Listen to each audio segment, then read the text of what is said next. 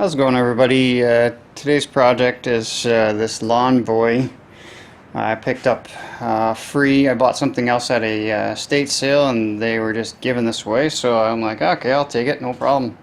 It looks like it's in pretty good shape. It was covered with a tarp, so obviously the person who owned it last actually cared about it. The wheels look pretty much brand new. Everything looks like it's in good shape. Just needs cleaned up. But I tried to do a little bit of troubleshooting to get this thing started. First thing I did was actually put some gas right into the carburetor through the air intake there, and none of that worked. So now moving on to spark. So this thing doesn't have spark at the time, and I'm just going to give you guys a quick lowdown, or a quick so I'm just going to give you guys a quick peek at this spark tester there while I pull it over, make sure it doesn't have any spark.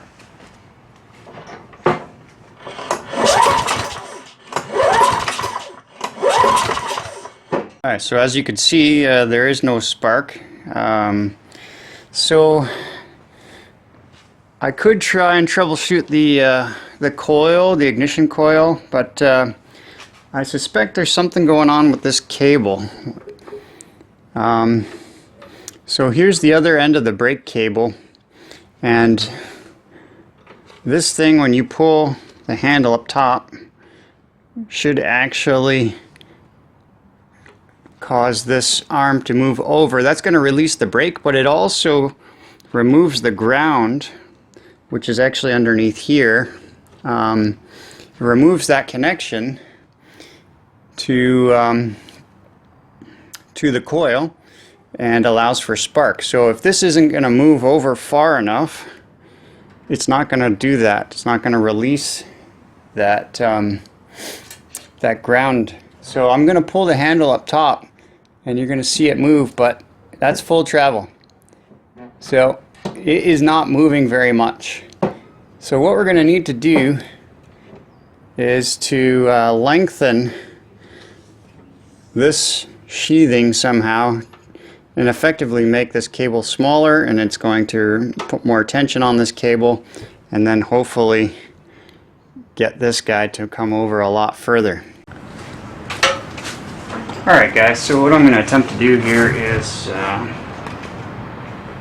going to actually remove this cable from here. I'm not sure if this is even where it's supposed to be.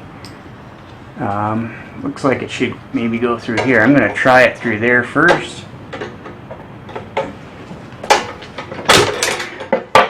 And see if that makes any difference on the... if anything, it's probably going to make it worse. There's probably more slack on it. Alright, so what we're going to try next is I'm gonna twist this end.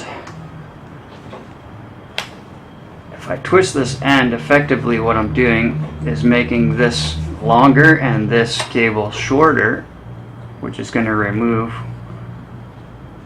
some of the slack. Now you can see it'll twist right off.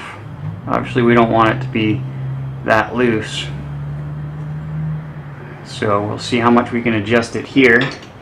I'm just going to put it back in there where it was, assuming that that's where it should be.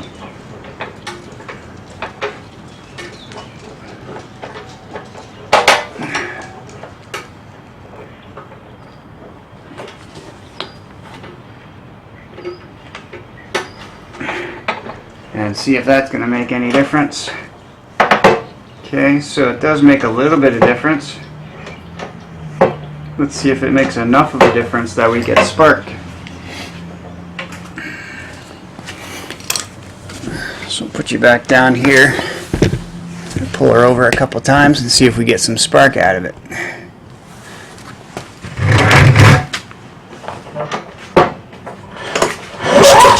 Ah, there we go.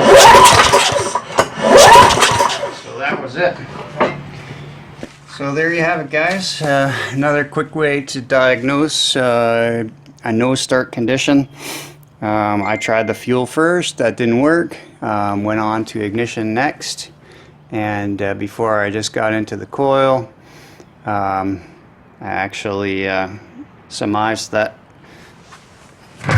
this guy wasn't getting pulled far enough back to release the ground. So here's a quick tip for today, guys. Thanks for joining me in the garage. If I helped you out, if you maybe learned something, go ahead and click the subscribe button.